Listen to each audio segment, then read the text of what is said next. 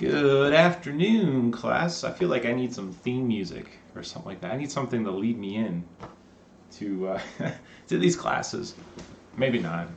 Maybe not. Maybe that's too much. All right, guys. So here we are. We're in a new week, and we are going to work this week through the last chapter in the textbook, chapter 10. The last chapter in the textbook is chapter 10. So we're working through that this week, and then that's all the new material from the textbook. And we got a few more weeks of lab work to do, and then the rest of the semester is fun time. You guys can work on your projects. I'm sure there'll be some little mini lessons here and there, some interesting things that I want to teach you about. But the focus after we're done with this is the lab practicum coming up, a second exam, and then your projects, which are due during finals week. All right, gang. So I hope you guys are doing all right and hanging in there. It's a dreary day. See the sun maybe trying to poke through out there. I don't know. It's a nasty week. All right, let's start talking. Chat line's open. Got any questions or comments? Drop a note there. Keeping my eye on it. All right, so chapter 10 is it deals with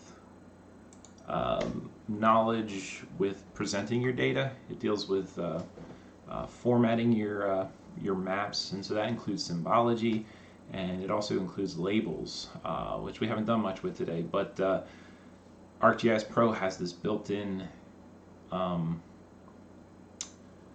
call it a labeling engine that allows labels to be assigned to features on your map, and can do some really fancy stuff like automatically determine where the label should be so that it minimizes overlaps. And so we're going to experiment with some of those features today. All right, and then there's a unit on making a layout, which you already know about, but we'll revisit again, and uploading maps to ArcGIS Online. Okay, so some of this stuff is stuff you've seen before, but there's some new stuff peppered in here. All right.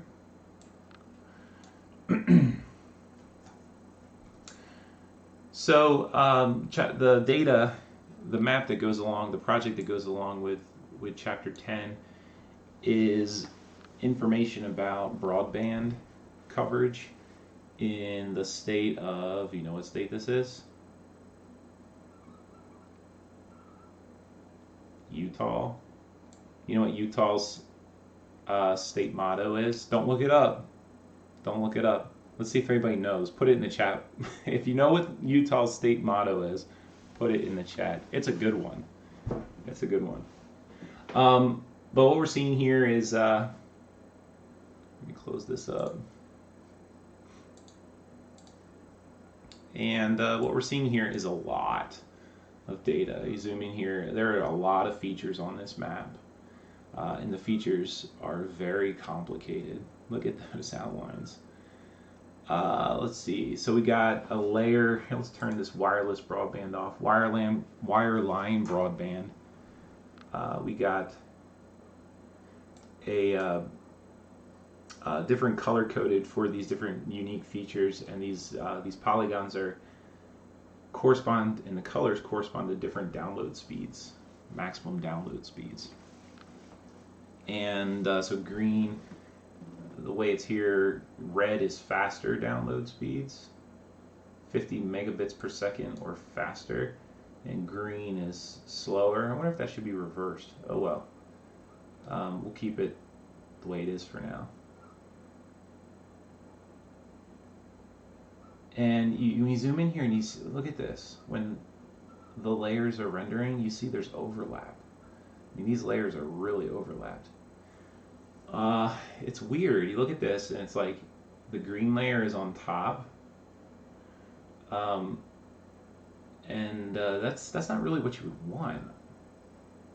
You'd want, I think you have these overlapping layers, um, representing, I guess, different networks, different broadband networks.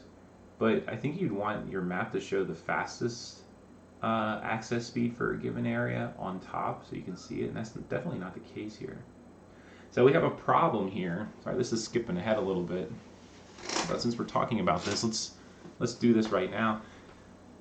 We got a problem here that the layers are not being rendered in the right order, or at least the order that we think they should. So let's see if we can fix that. So if I click on this layer and go to Appearance, I could right click on here and go to Symbology, but another way to get here is to go to Appearance, Symbology, and if you click this tab up here in the Symbology pane, Symbol Layer, what's it called?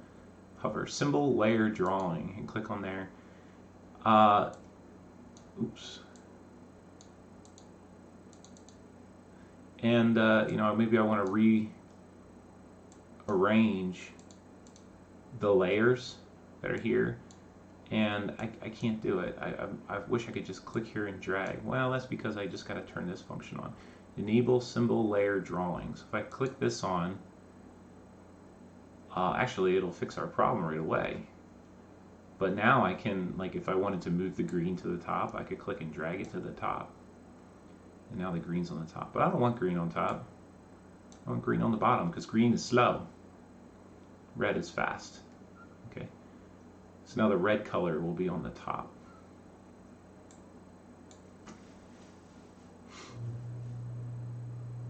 You can tell it's really a chore to render all these this layer. But there we go. So red is the fastest network speed. Should be on top. Alright, mission accomplished. Nobody knows. Sorry, the answer to my question? Nobody knows my trivia question? Don't look it up. No cheating. What's the state motto? You know, you drive into West Virginia and the sign says, "Wild and wonderful, West Virginia. Wild and wonderful." What did those signs say when you drive into Utah? It's a good. Don't look it up though. I want to see if anybody knows. Maybe nobody does know. All right, so back to our map here. So I do know. Oh, James, it's our slogan, not our. What's our motto? Oh, our motto is Semper Sic Tyrannis. Is that right? Semper Sic Tyrannis. Oh, maybe that's Virginia. Virginia. Thus always to tyrants. It's pretty bad. Pretty bad. I mean, not bad in a bad in a Michael Jackson way. That's pretty. That's a pretty cool slogan or motto. Sorry, what is the? Oh, Mountaineers are always free is our motto. Our slogan is wild and wonderful. All right. So I guess what I'm asking is, what is the slogan of Utah? Does anybody know? All right. So back to here. Wireless broadband layers. Let's turn off the wireline broadband and turn on wireless broadband. Check that out. Excuse me. And this is a little confusing to me. I don't know. This data, because wireless, it's got cable modem and DSL. It's not really wireless. That's not, well, it's exactly not wireless. Cables are not wireless. So it's a little weird. But it also has satellite and terrestrial fixed wireless, licensed and unlicensed, mobile wireless. So there's a lot more stuff here than we actually want to visualize. And let's visualize this a little bit by doing a definition query. Let's trim this down by doing a definition query on this layer. So you can right click and go to Properties, Definition Query. Here's a shortcut way of getting there. If you click on this feature layer, wireless broadband, you can go up to the feature layer data tab. And over here, see it says definition query right here. So if you click that little button here, that window pops up. And I know that, and you look over here in the symbology, We're going to restrict things to terrestrial fixed wireless. So those are categories 70 and 71 in the technology of transmission field. So let's pull just those out. So where is it? Technology of transmission is equal to 70, or, not and, but or, we want both of these. Transmission technology of transmission is equal to 71. And click apply. Okay. Alright, so that gets rid of a lot of stuff. So a lot of these zones look like circles, and that makes sense to me. You know, I mean, it's patchwork, but there's sort of a circular outline to these regions because, you know, wireless technology tends to be, well, it is serviced by antennas that have a broadcast range, you know, cell towers, that sort of thing.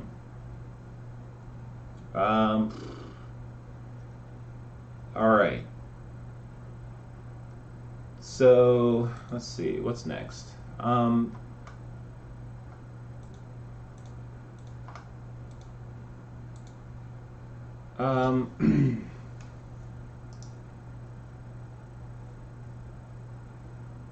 Oh, okay. Let me show you something that you can do with definition queries.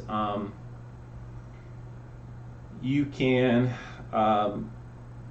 let's click edit. If you want to check that your query is verified, you can click this button right here. And if you want to, like, these queries are queries to databases which use commands that are called SQL commands. So if you want to actually see what the raw commands are that are being sent to the database, you can click this little slider here and it turns it on and off. So this is the actual command that's being sent to the geodatabase to return just the features for Transtech 70 or Transtech 71. But we usually don't work at that level of abstraction. It's much more easy to use this query builder to build and run queries. Okay. Let's see. Okay, so if we go over here,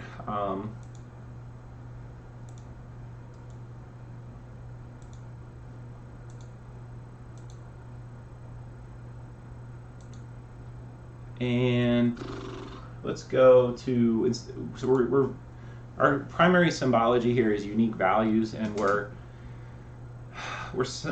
showing the field of technology of transmission, but let's make this look like the other layer, the wireline broadband layer. So let's change this to maximum advertised download speed.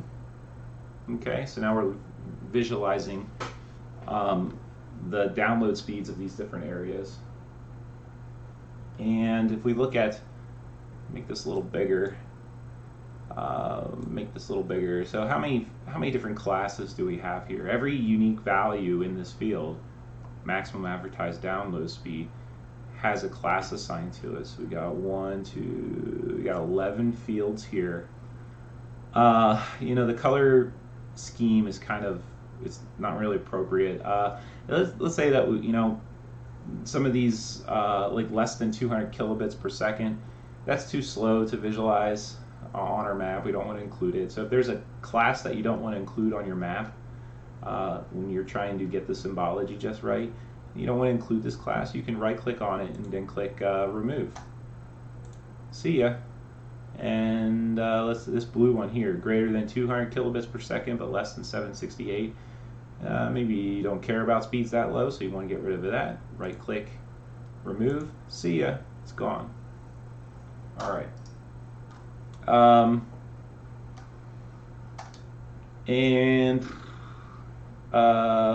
So we got, these aren't really in order, are they? They're definitely not in order. Let me see. Let's sort this. If you right click on the top, let's do sort descending. Well, there's one in the other layer, the wireline broadband layer. We have 1, 2, 3, 4, 5, 6, 7 classes, and here we have most of them match up, but then we got the 50 to 100, 100 to 1 gigabit per second, and greater than 1 gig. So let's combine those three classes. The three classes which are the fastest speed. So you can do that. Select this one, and then, oh, not, I got to do control select. So this is the 50 megabits, greater than 50 megabits per second, greater than 100 megabits, and greater than 1 gigabit per second. So I want to combine these three classes. I can do that. Just select them and right click and do group values. Boom, done. See, 9, 10, 11, and now one group. So, just to be clear here, these are things that I'm doing to this feature layer on my map. I'm not fundamentally changing the database. I'm not changing data. I'm not like deleting stuff in the database. I am just deleting features from my map. I'm not showing them, but I'm not changing the underlying data. Okay, it could all be undone. Or I could use that same feature class from the same geodatabase in another map and symbolize a completely different mix of features. All right. Still, nobody knows. Nobody knows. All right. I think I got to tell you. All right. So I think, I've been to a lot of states. And I think Utah I think it might have the best slogan. The best slogan. Their state slogan is Utah, life elevated. Well, that's pretty good. Life elevated. I tell you, you read that going in the state and you feel it. You feel elevated while you're in Utah. It's a pretty cool place. Okay. All right, so back to our symbology here. All other values, we don't want that. So if I go in this more menu, one of the options is to uncheck show all other values. Get rid of that. Now we have 1, 2, 3, 4, 5, 6, 7 classes, just like the other one. And and we're in decreasing order of speed. Good. Okay. But now the color isn't right. We want to get the same color as we have up here. So that's a gradient from red to green. Let's go in here and see if we can pick that color scheme. So it's not one of these color schemes that are show for us. I mean, these are just randomly assigned colors, it looks like to me. So just click this thing, show all, and you'll see everything, every possible color scheme. So somewhere in here there should be color schemes which are this transition from green to red. I know they're in here somewhere. Red to blue. There we go. Okay. So we have 7 classes, so we want the one that has 7 classes. Red, yellow, green, 7 classes. There it is. So we got outlines around these polygons, and there's no outlines around the polygons in the other layer, which are turned off right now. So let's turn off all the black outlines.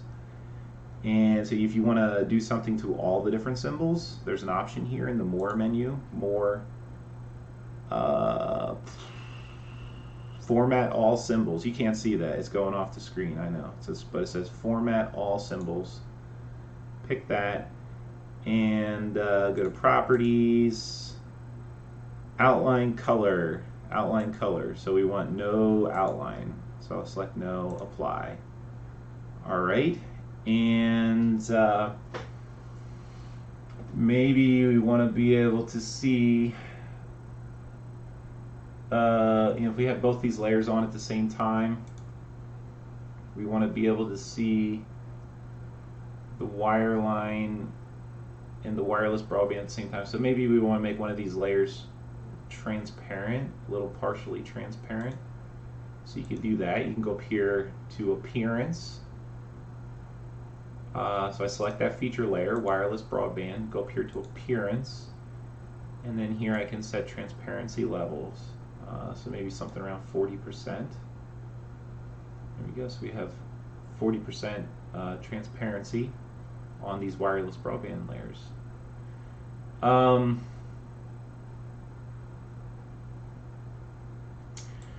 Well, you know what? It looks like the layers, the way the layers are rendering, are not correct. Let me put that back up to 100% or 0% transparency so we can see this again. So it looks like the way the layers are being drawn here is incorrect. If we want the fastest speed to be on top, it's not that way right now. It's kind of near the bottom. So we got to reorganize the way the layers are drawn.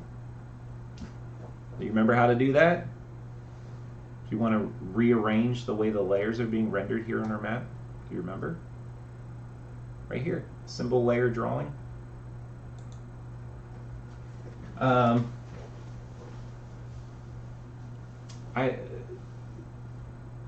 Erin says that she grew up Latter-day Saints Mormon, and their slogan for Utah was always the homeland. Well, that makes perfect sense. It is the homeland for, well, I guess not the original homeland, for the adopted homeland of Mormons. I gotta tell you, when we were out of Utah this summer, we stayed in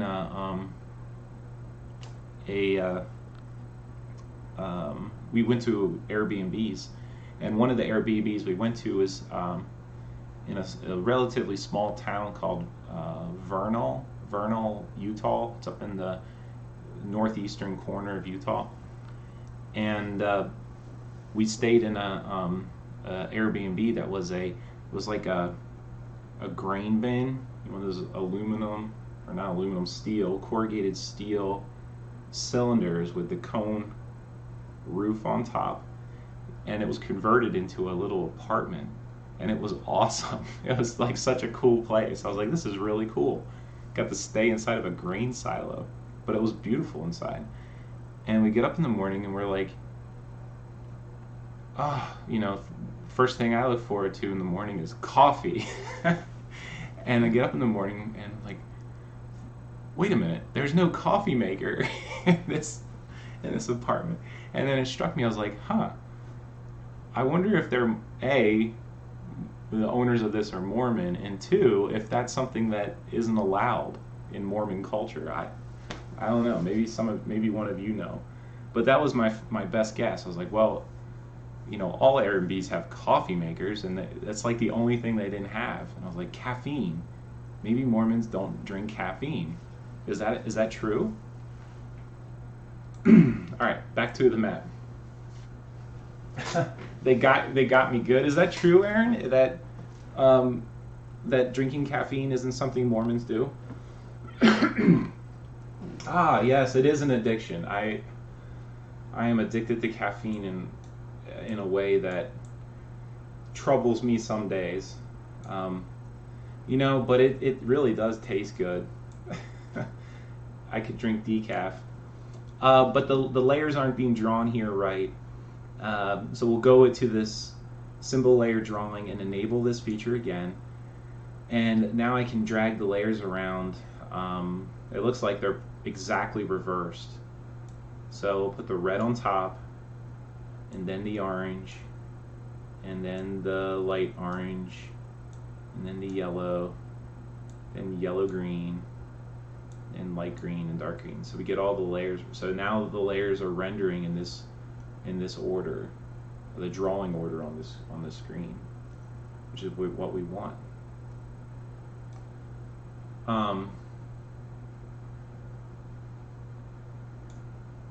All right, make it a little transparent.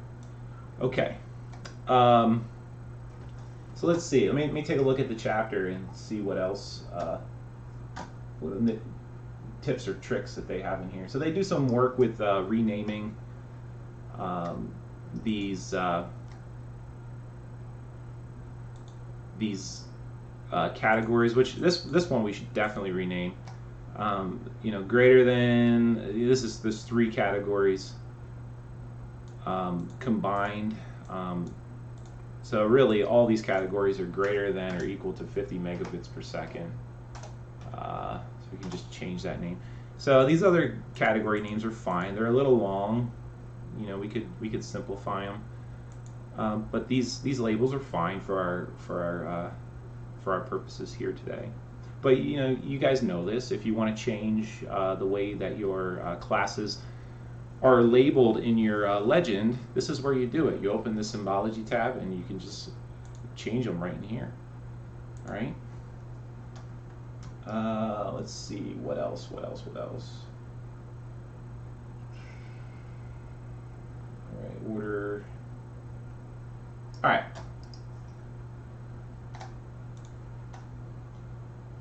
So let's move on to labeling.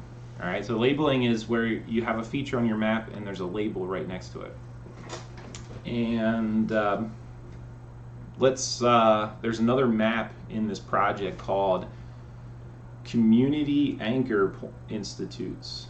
And it's got a feature layer with a bunch of point locations, features on it. So let's take a look at it, and we'll turn on labeling.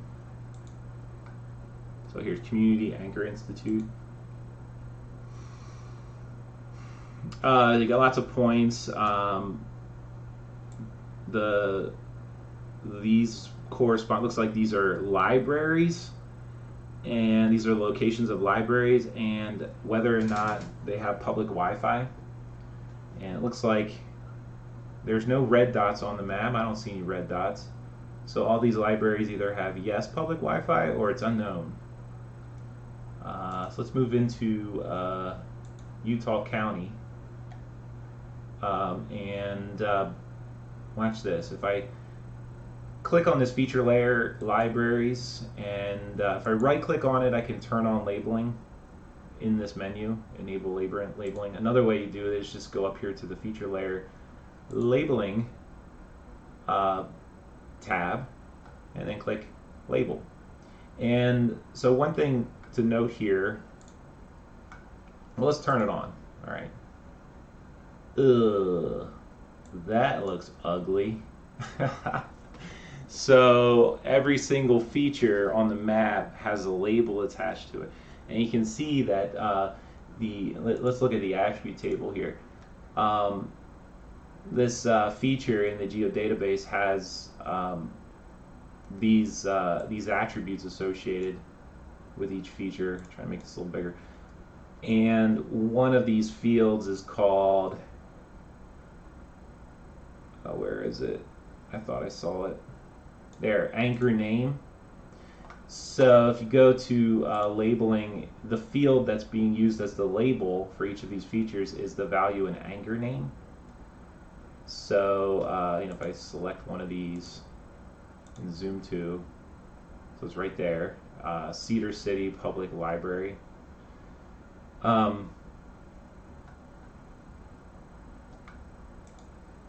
I don't want any selections on it right now. All right, so we're looking at these. Let's go back to Utah County. These library names, and there's too many of them.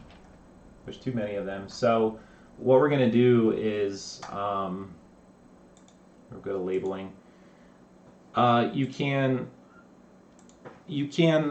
know how, like, if you have features on a map and there's too many features and you want to reduce the number of features that are being shown, you could build definition queries like we just did earlier. You can build definition queries to focus on just certain types of features, and you can do the same thing when it comes to labeling. And so in this case, you are not eliminating features from your map. You're not going to eliminate features from your map, but what you're going to do is you're going to restrict in some way restrict the features that get labels. Okay, so what we'll do here is let's see, there's green dots and blue dots. So let's do this. Let's create a definition query for labels that only put labels on the blue dots, not the green dots.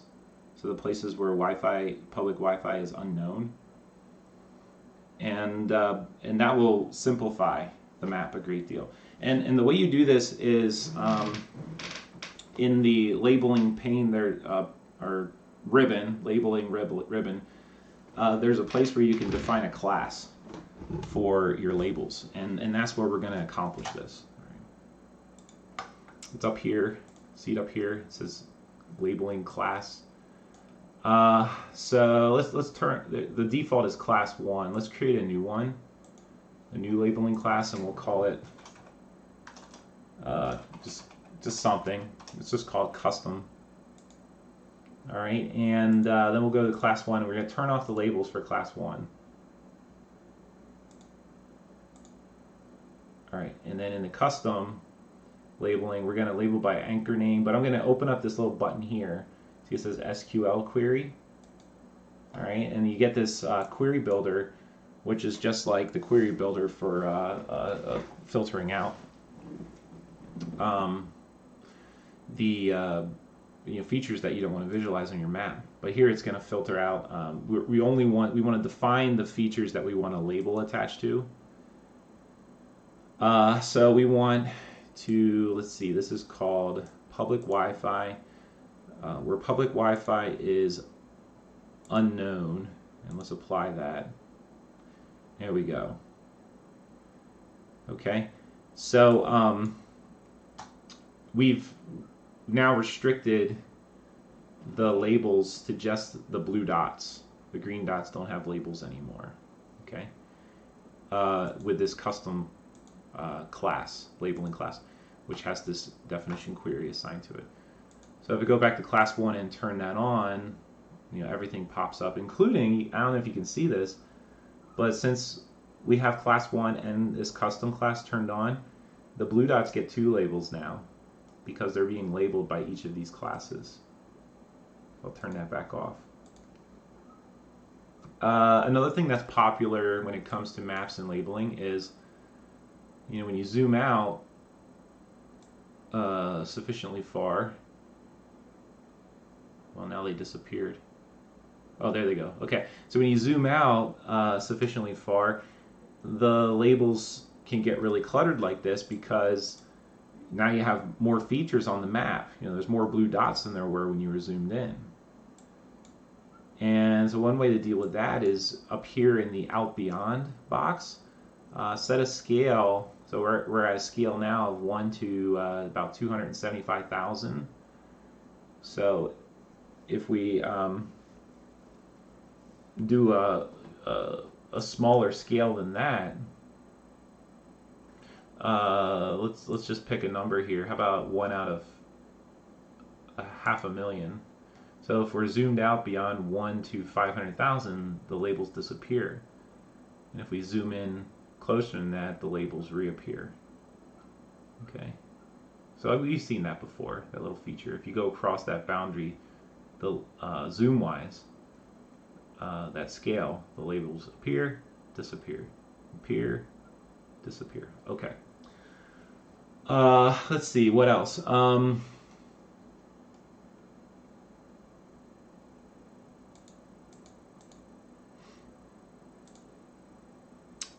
So position. You select the class here. We are working with the custom class, and we have that definition query going for us. And over here you have a bunch of options for symbol and position. You know what I forgot to do?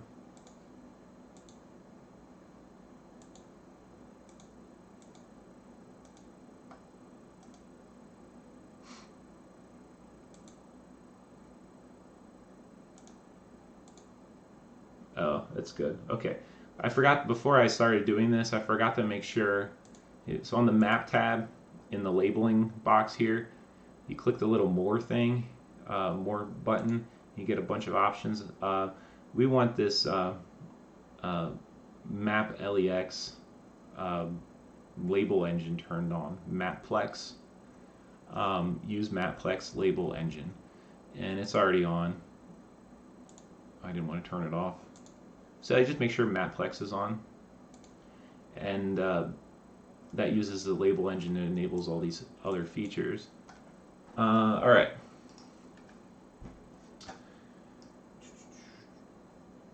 it's on by default, so you should never really have to worry about it. Let's see, placement. So if you go to the symbol in the custom is the name of my labeling class here, and if you are navigating this label class pane, you got these two options here for symbol and position. So in symbol, there's things like you can change the appearance of your labels, so you can change the font. I don't know, I like the font Tahoma. It's a nice font.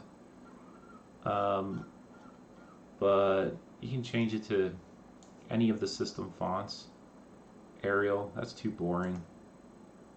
I like Calibri. Calibri, is that how you say that? That's a nice, strong font. You can change the font size, you can change the font color, and do all that. And but down here, there's a whole bunch of other options too. This position isn't gonna. We don't want to screw around with this position too much. Notice that this other tab is called position. We'll look there in a second. Rotation,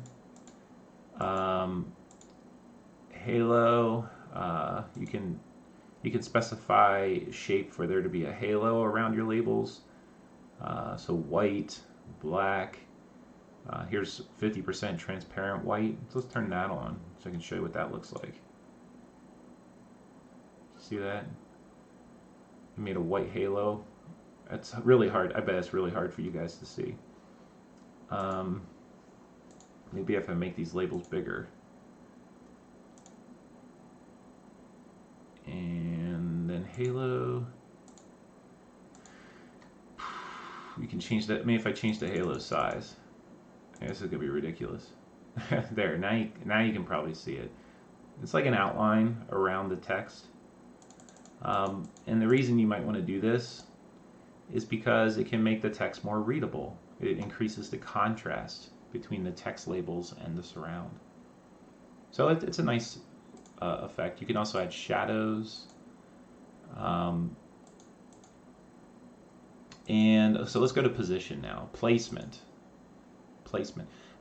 So here you can choose, the option that's selected right now is best placement. So this Maplex labeling engine will pick it'll determine where the labels go that minimize overlaps and get the labels as close to the feature as possible.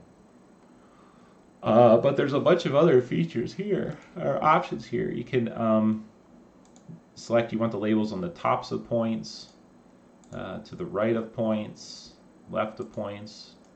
There's lots of different options for where you want stuff to be, where you want your labels to be placed. You can even set these zones. It's a little confusing what's going on here, but think of these as these different zones. So your feature's in the middle, all right, and this is a 0, meaning never place the label right on the feature. But then as you go around, these are priorities. 1's highest and 9's lowest. There isn't even a 9. 1, 2. So this is saying, if possible, put the label to the upper right, and that's what's happening here. You see, it's the label's to the upper right, and if you can't do that, put it directly above it. And if you can't do that, put it directly to the right. And if you can't do that, put it to the upper left, and then lower right, and then left, and directly below it. And if you absolutely have to, put it in the lower right or lower left. So these are priorities where you want the labels to appear. All right.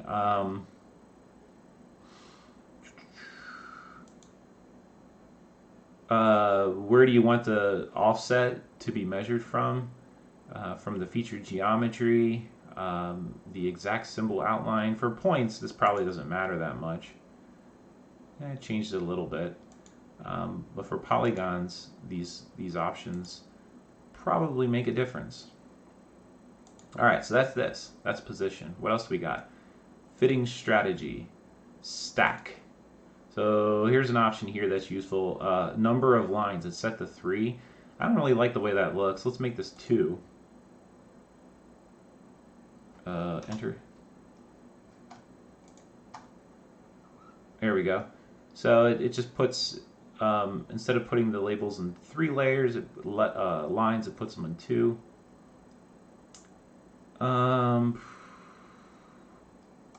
If you click that off, it just puts it all in one line. But in this case, the labels are kind of long, so stacking the labels so that there's multiple lines works. But other times, might not work. Conflict resolution.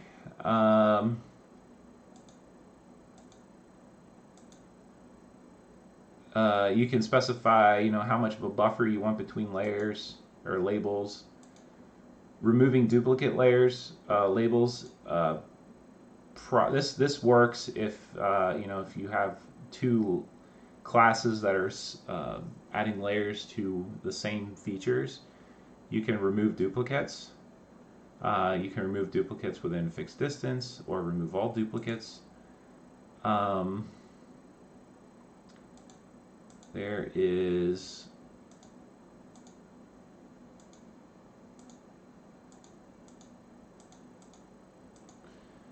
all right. Let's switch over here to from position to symbol. No, we already did symbol. Position, placement. Shoot, I feel like there was one other thing I wanted to show you. Oh well. Okay, so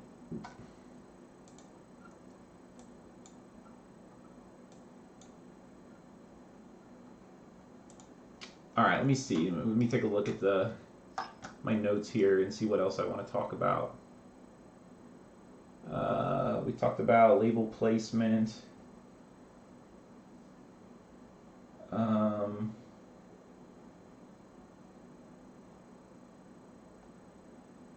Okay. Let's add a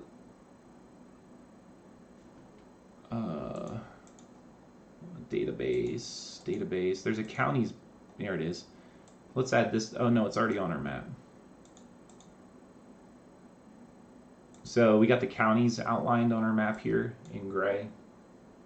And let's add labels to the counties. So let's go select this feature layer and go to labeling. And we'll do a new class and we'll call it counties. Okay. And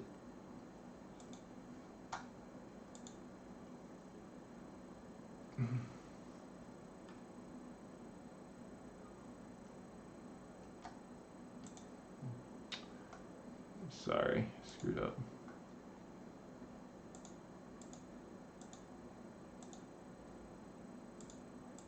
We had the wrong section. So I don't think we need to. Well, all right, we'll do it. So we got this class.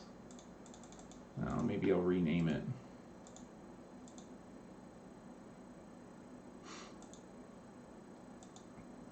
Yeah, whatever. I don't think there's any things that we want to omit.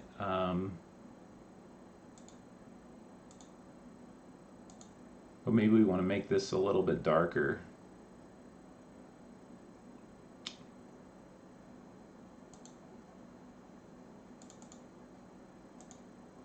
Nah, too bright. So the counties. All right, let's stay with that. And let's turn on labeling for the counties. So I'll right-click on that feature layer and click labels. I could go up here, and well, I'll turn it on up here. And so the county labels appear centered in each of these polygons, or some semblance of being centered.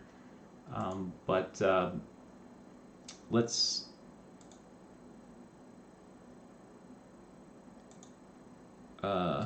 go and take a look at, shoot. labeling the position. So here we got there should be new options here for positioning our labels for these counties, because in this case we have polygon features instead of point features. So one of the options is boundary placement, and so that's, you see what it did there? It put the labels on the boundaries, and I'm sure you've seen this before on maps. The labels themselves help you locate the boundaries of the counties. It's pretty slick. So you can also do, like, now there should be another option in conflict resolution. Yep, there it is, repeat. So the labels are repeating along the boundaries, and we can change the interval to, you know, something like, let's try 2,